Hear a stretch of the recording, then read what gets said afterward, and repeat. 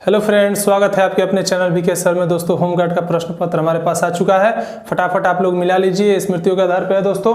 तो देखिए, सबसे पहले मैं प्रश्न पत्र हल कराने से पहले आपको एक बात स्पष्ट करा देना चाहता हूं कि जितने भी प्रश्न हैं दोस्तों, ये इसका पार्ट 2 तुरंत आएगा, जिसमें आपको पूरा सोल्यूशन दिया जाएगा। बहुत सारे बच्चों को जल्दबाजी रहता है कि मुझे मिलाना है, तो मैं यहाँ पे कुछ प्रश्नों का उत्तर देता रहा हूँ, आप मिला लीजिए। उसके बाद आपको एक एक करके पूरा प्रश्न आंसर की आपको दिया जाएगा। मैं यहाँ पे डिस्क्रिप्शन में भी लिंक आपको दे दूंगा और आई बटन पर भी आप क्लिक करके देख सकते हैं। आइए जानते हैं कि हमारा पहला प्रश्न जो था, इसका उत्तर क्या होगा। किसका उपयोग करके स्पेक्ट्रम प्राप्त कर सकते हैं दोस्तों? तो ये होगा आपका राइट आंसर। अवतल लेंस को प्रयोग करके हम लोग स्पेक्ट्रम प्राप्त कर सकते हैं। ठीक है।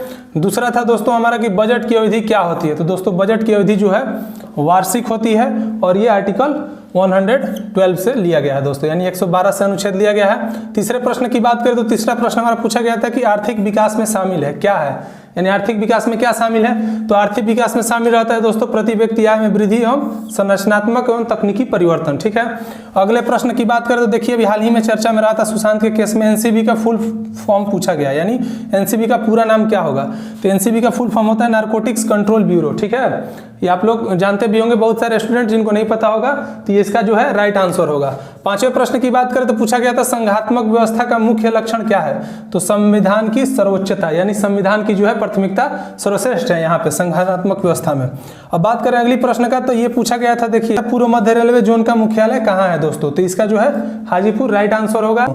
अब बात करते हैं अगले प्रश्न की। तो अगला प्रश्न है नदियों एवं पर्वतों को क्या कह सकते हैं। तो नदियों एवं पर्वतों को हम लोग राष्ट्रीय पूंजी के तौर पे कह सकते हैं, क्योंकि जैसे हमारी गंगा क्या है, राष्ट्रीय नदी है, तो इस प्रकार से हम इसे राष्ट्रीय पूंजी को कह सकते हैं। अगले प्रश्न की बात करें तो अगला प्रश्न है रासायनिक दृष्टि से रेशम है। रासायनिक दृष्टि से रेशम क्या है।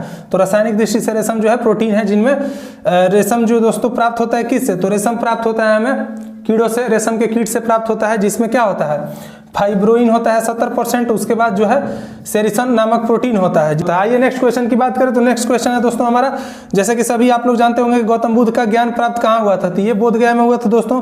अगला प्रश्न है हमारा कि कौन सा रोग दूषित पानी के सेवन से होता है। तो आपका ऑप्शन था टीबी, हैजा, मलेरिया और नजला। तो इसमें जो होगा दोस्तों हैजा जो है पानी से होने वाली बीमारी है। अगले प्रश्न की बात करें तो पूछा गया कि एस्किमो जो है, एस्किमो का घर को क्या कहते हैं। तो दोस्तों इग्लू कहते हैं। एस्किमो जो है दोस्तों एक प्रकार का बर्फ का घर है, आप लोग देखे होंगे। इस प्रकार के घर को जो है इग्लू कहते हैं दोस्तों।